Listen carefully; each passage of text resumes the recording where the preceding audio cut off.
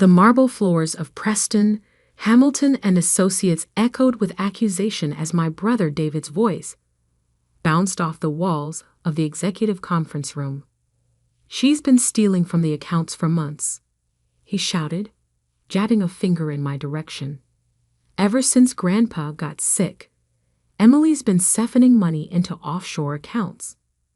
I sat quietly at the massive oak table, my hands folded in my lap, watching the performance unfold. The other family members shifted uncomfortably in their Italian leather chairs. Mom dabbing at her eyes with a monogrammed handkerchief, Dad staring stoically ahead, Aunt Margaret clutching her pearls as if they might protect her from the scandal. Mr. Preston, the family's longtime attorney and executor of Grandpa's estate, maintained his professional composure despite the circus happening in his prestigious law firm. His bow tie didn't even twitch as David continued his tirade. "I have proof." David slammed a folder onto the table. "Bank statements, transfer records, everything showing how she's been stealing our inheritance." I glanced at the folder, knowing exactly what it contained. The same forged documents I'd watched David create late at night in Grandpa's study, when he thought the security cameras had been disabled for maintenance. "Ms. Harrison," Mr. Preston addressed me formally, "these are serious accusations. Would you like to respond?" I smiled softly, thinking of the last conversation I'd had with Grandpa 3 months ago, before the cancer took him. We'd been sitting in his garden, surrounded by the roses he'd tended for 40 years, when he'd handed me a small brass key. "The safe in my study," he'd said, his voice weak, but his eyes sharp as ever. "There's something you need to protect. David, he's not who we thought he was." Now, looking at my brother's perfectly tailored suit and expertly crafted mask of righteous indignation, I wondered if Grandpa had known all along what David would try to do. "I think," I said calmly, "we should wait for the security team to arrive with their equipment." Grandpa was very specific about how this meeting should be conducted. David's confidence wavered for just a moment. "Security team? What security team?" Right on cue, 2 men in dark suits entered, rolling in a large screen and computer setup. I recognized them from Harrison Security Solutions, the company Grandpa had founded 50 years ago. The company David had been trying to seize control of since the moment Grandpa's health began to fail. "What is this?" David demanded. "We're here to read the will, not watch a movie." Mr. Preston cleared his throat. "Actually, Mr. Harrison explicitly stated in his instructions that before the will is read, certain evidence must be presented." I watched the color drain from David's face as the security team began setting up their equipment. He'd always underestimated me, the quiet sister who'd spent her summers interning in Grandpa's security company instead of partying on yachts like he did. The sister who'd learned every aspect of surveillance and protection while he'd focused on looking the part of the wealthy heir. "This is ridiculous." David tried again, looking around for support. "Mom, Dad, are you really going to let her delay things with this theatrics?" Dad finally spoke, his voice tired. "Let's just see what your grandfather wanted us to see." The lights dimmed slightly as the screen came to life. The timestamp in the corner read 3 months ago, the night Grandpa had been rushed to the hospital for the last time. The footage showed Grandpa's study, dark except for the desk lamp. A figure moved through the shadows. David, though he clearly thought he was alone. We all watched in silence as he opened Grandpa's safe with a combination he shouldn't have known, pulled out documents, and began methodically photographing them with his phone. "That's not," David started, but his voice trailed off as the next clip began. This time, he was at Grandpa's desk, carefully scanning and editing documents, creating the very proof he'd just thrown on the table. The camera angle perfectly captured his face illuminated by the computer screen as he worked, erasing and altering numbers, changing dates, fabricating evidence of transfers that had never happened. "Turn it off," David shouted, standing so abruptly his chair toppled backward. "This is all fake. She's manipulated the footage." "The footage," I said quietly, "comes directly from Grandpa's personal security system. The one he had upgraded last year with triple redundant backups and blockchain verification. You know, the system you tried to disable last week when you thought no one was watching."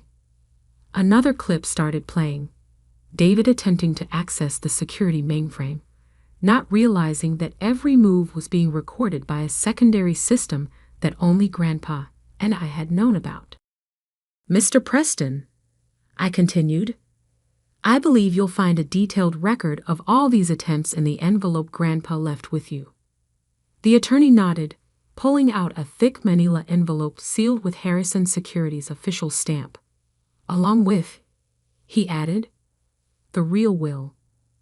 "Real will?" Aunt Margaret's voice quivered. "What do you mean? Real will?" I turned to David, whose face had gone from pale to ashen. "Would you like to explain about the forge will you planted in Mr. Preston's office last week? The one that mysteriously left you in control of everything." The security team played one final clip, David breaking into the law firm after hours, replacing documents in Mr. Preston's files. The timestamp matched perfectly with the overnight security logs. "It's not. I didn't." David's carefully constructed facade began to crack. He looked wildly around the room, seeking an ally, finding none. "She's framed me. This is all an elaborate setup." "Emily?" Mom whispered, her voice breaking. "Is this true? Did David really?" I met her gaze steadily. Grandpa knew. He'd been watching David's attempts to take over the company for months. That's why he put extra security measures in place. That's why he gave me the key to protect the real records. Mr. Preston picked up a remote and paused the footage on a crystal-clear image of David forging Grandpa's signature on documents. "I believe," he said gravely, "we should proceed with reading the actual will, unless anyone has any objections." David lunged for the door, but the security team was faster. They blocked his exit, their faces professionally neutral, but their stance making it clear he wasn't going anywhere. "Now then," Mr. Preston continued, breaking the seal on the real will, "let's hear what Mr. Harrison actually wanted for his legacy." I sat back, watching my brother's perfectly constructed world begin to crumble. Grandpa had taught me that in the security business, the truth always comes out eventually. You just have to know how to protect it until the right moment. And I had protected it. Every last bite of evidence, every frame of footage, every digital fingerprint David had left behind thinking he was too clever to be caught. Because that's what Grandpa had trained me to do. Not just run a security company, but understand that true security isn't about locks and cameras. It's about knowing when to wait, when to watch, and when to let someone's own actions become their undoing. The leather portfolio containing Grandpa's reel will seem to carry the weight of decades as Mr. Preston opened it. David had stopped struggling against the security team but remained standing, his perfectly styled hair now disheveled, his confidence replaced by barely contained panic. "Before I begin," Mr. Preston said, adjusting his bow tie, "I should note that Harrison Sr. recorded a video message to accompany this reading. He was quite specific about its timing. The screen that had just revealed David's deception now showed Grandpa's face, recorded in his study 3 weeks before his death. Despite the illness that was consuming him, His eyes held the same sharp intelligence that had built Harrison's security into an empire. "If you're watching this," he began, "then Emily has done exactly what I knew she would, protected the truth until the right moment. And David," Grandpa's face hardened slightly, "has done exactly what I feared he would." Mom let out a small sob. Dad reached for her hand, his own face a mask of controlled disappointment. "I built Harrison's Security Solutions on a simple principle," Grandpa continued. "Trust must be earned, not assumed. For 50 years, we've protected other people's secrets, their assets, their legacies. But what good is protecting others if we can't protect our own?" The camera panned to show the garden where we'd had our last conversation, roses blooming behind him. I've watched both my grandchildren closely over the years. One spent summers learning every aspect of the business, understanding that true security starts from the ground up. The other, he sighed, focused only on appearing successful rather than earning success. David's face flushed red. "This is character assassination." He was sick, not thinking clearly. "Actually," Mr. Preston interrupted, "this video was notarized and verified by 3 independent medical professionals. Your grandfather was of completely sound mind." Grandpa's voice continued, "David, I knew about the embezzlement attempts 6 months ago. The secret accounts you thought you'd hidden so cleverly. I built the system that tracks exactly that kind of activity.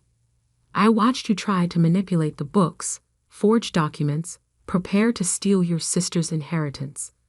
Each attempt was logged, recorded, and stored where you'd never find it.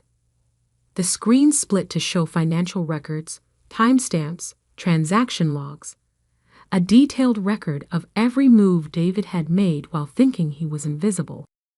But Grandpa trusted me," David shouted. "He made me VP Operations."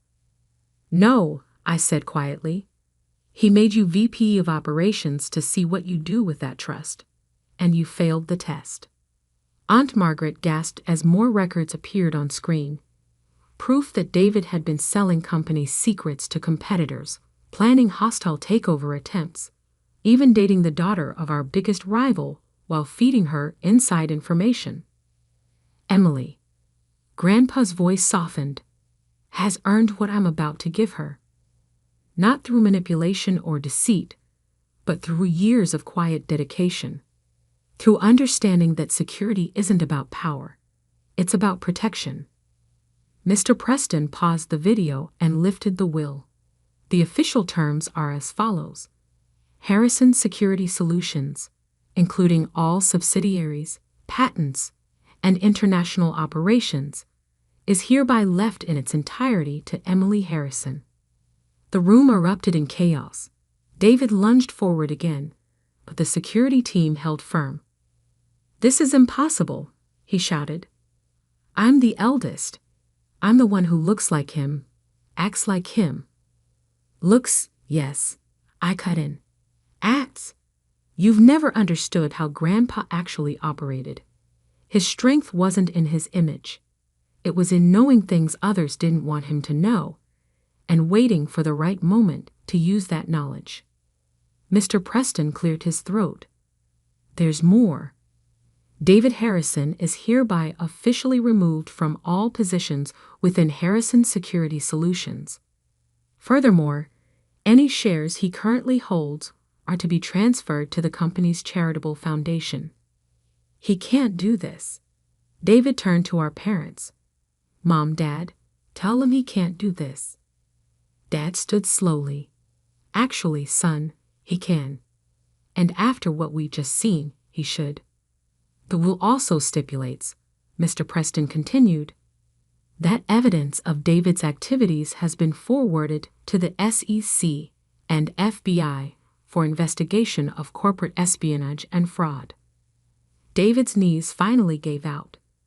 He sank into a chair, his carefully constructed world crumbling around him. "Emily," he whispered, "you can't let this happen. We're family." "Yes, we are," I replied. "That's why Grandpa gave you so many chances to prove yourself. That's why he watched and waited, hoping you'd make different choices. But family doesn't mean enabling betrayal." The video resumed, Grandpa's voice filling the room one last time. "To the rest of the family, I leave individual trusts, the details of which Mr. Preston will explain. But the company, my real legacy, needs someone who understands that power isn't about taking, it's about protecting." He looked directly into the camera, and I felt the same connection I'd had during our last garden conversation. "Emily, you once asked me why I spent so much time tending roses when I could hire the best gardeners in the world. Remember what I told you?" I did remember.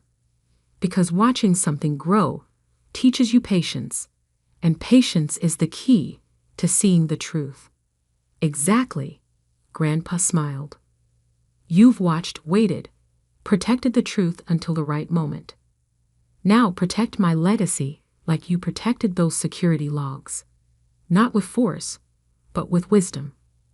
The screen went dark, leaving us in silence, broken only by Mom's quiet crying and David's ragged breathing. Mr. Preston began distributing documents, official transfer papers, trust documents, legal notices. But I was looking at the garden visible through the law firm's windows, thinking about roses and patience and the different ways people reveal their true nature when they think no one is watching. The security team stepped forward. "Ms. Harrison, we need to escort Mr. David Harrison to meet with the FBI agents waiting downstairs." David stood on shaking legs. "This isn't over," he hissed as they led him toward the door. "Actually," I replied, "it's been over for months. You just didn't know it yet." As David disappeared with the security team, I turned to Mr. Preston. "The company files?" He nodded, producing another portfolio. "Everything's ready for the leadership transition. Your grandfather was very thorough in his preparations." "Of course he was," I said softly. "He built an empire on being thorough."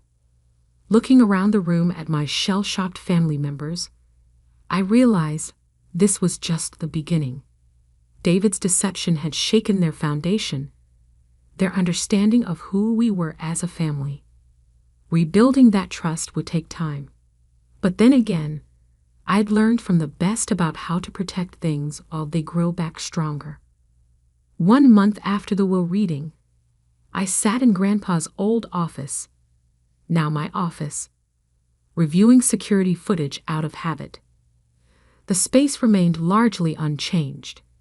The same leather chair, the same wall of monitors, the same vintage safe that had played such a crucial role in exposing David's schemes. Only the roses on the desk were new, cut fresh from Grandpa's garden that morning. A soft knock interrupted my thoughts. "Ms. Harrison?" My assistant Sarah appeared in the doorway. "Your parents are here." I nodded, taking a deep breath. This would be their first visit to the company since David's arrest. The media storm had finally started to die down. Headlines about the Harrison security heir's betrayal replaced by newer scandals, but the family wounds were still raw. Mom entered first, looking older than she had a month ago. Dad followed, his usual confident stride, now hesitant. They took in the office, probably remembering all the times they'd visited when Grandpa sat behind this desk. "You kept it the same," Mom said softly. "Some things don't need changing," I replied. "Just protecting." Dad cleared his throat. We saw David yesterday, at the Federal Detention Center." I waited, letting them find their words. "He wanted us to convince you to drop the charges," Mom continued. "He says he can explain everything." "I'm sure he can," I said, turning one of the monitors toward them. "Just like he explained these transfers, or these forged documents, or these leaked security protocols that put hundreds of our clients at risk. The screen showed a cascade of evidence, not just what had been revealed at the will reading, but everything we discovered since. David's betrayal went deeper than anyone had imagined. "We're not here to defend him," Dad said quickly. "We're here because—" He paused, struggling. "Because we owe you an apology." That I hadn't expected. "We should have seen it," Mom added. "All those years, we thought David was following in your grandfather's footsteps because he looked the part, talked the part. We never noticed that you were the one actually doing the work." "It's not about the work," I said, standing to look out at the city skyline. "It's about understanding what Grandpa really built here." David saw Harrison Security as a power to grab. I saw it as a responsibility to protect. Dad approached the window, standing beside me. "Your grandfather told me once that the true measure of security isn't in how many locks you have, but in knowing which ones matter most." "The family lock," I said quietly. "That's the one David broke. And the one you protected," Mom added, "even when it meant waiting, letting him think he was winning." I turned to face them. "Do you know why Grandpa loved roses so much?" They shook their heads. "Because they teach you that beautiful things need both protection and patience. Too much protection, they suffocate. Too much patience, they wither. The trick is knowing when to act." "Like you did," Dad said, "with the evidence." "I could have exposed David earlier," I admitted. "But Grandpa taught me to wait for the moment when the truth would do more than just punish. It would protect the company's future." A notification flashed on one of the monitors. David's preliminary hearing was scheduled for next week. The evidence was overwhelming. His lawyers were already pushing for a plea deal. "He wants to see you," Mom said softly, "before the hearing." I shook my head. "No. Some conversations need to happen in their own time. Right now, my focus is on rebuilding what he almost destroyed." Sarah appeared in the doorway again. "Ms. Harrison? The board is ready for your presentation." "Thank you." I gathered my files, then turned to my parents. "Would you like to stay? See what Harrison Security is really about?" They exchanged glances, then nodded. As we walked to the boardroom, I noticed Dad looking at the employee photos lining the hallway. Decades of security personnel who'd helped build this company. "My God," he murmured. "Emily's in half these photos. Working security rotations, manning the control room, installing systems, while David was posing for magazine covers," Mom finished. The boardroom fell silent as we entered. The table was filled with familiar faces, veteran security officers, technical experts, people who'd known me since I was a teenager learning the business from the ground up. "Good morning," I began, taking my place at the head of the table. "Today we're discussing the future of Harrison Security. Not just how we protect our clients' assets, but how we protect our own legacy." I clicked through my presentation, outlining new security protocols, enhanced verification systems, and stronger ethical guidelines. With each slide, I could see my parents' expressions shifting from uncertainty to understanding. The attempt to compromise our company from within, I continued, carefully avoiding mentioning David by name, showed us our vulnerabilities. But it also proved that our core principles work: patient observation, verified trust, and the understanding that true security is built over time, not bought with quick promises. The board members nodded. They'd all seen the evidence, all understood how close we'd come to disaster. Moving forward, I concluded, every decision we make will be guided by my grandfather's founding principle: trust must be earned, not assumed. We protect what matters most, not by force, but by wisdom.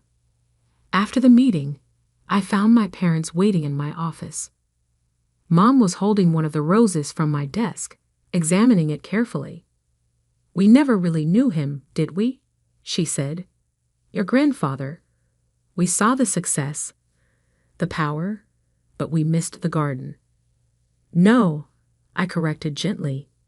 "You just looked at the blooms instead of the roots. Grandpa built this company the same way he grew his roses, carefully, patiently, understanding that the strongest growth happens below the surface."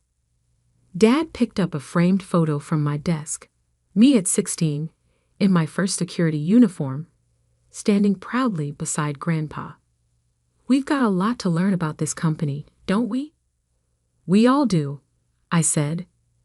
"That's what Grandpa taught me. Security isn't a destination. It's a constant process of learning, adapting, protecting."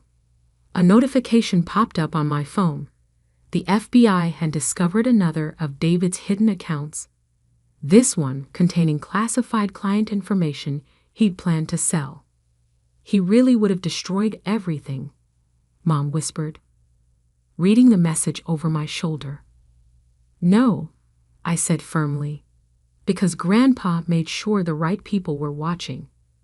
That's what this company does. We watch, we wait, we protect. Not just valuables, but values." As my parents left, I returned to the security feeds, a habit now as natural as breathing. Somewhere in the federal detention center, David was probably still plotting, still believing he could talk his way out of consequences. But he'd never understood what Grandpa had tried to teach us, that the greatest security comes not from what you take, but from what you're willing to protect. I picked up one of the roses, careful of its thorns. Tomorrow, I would plant new ones in Grandpa's garden. Some would bloom, some wouldn't, but all would be protected. Because that's what we do at Harrison Security. We protect what matters, whether it's corporate assets or family legacies. And sometimes, if we're patient enough, we get to watch them grow stronger than ever.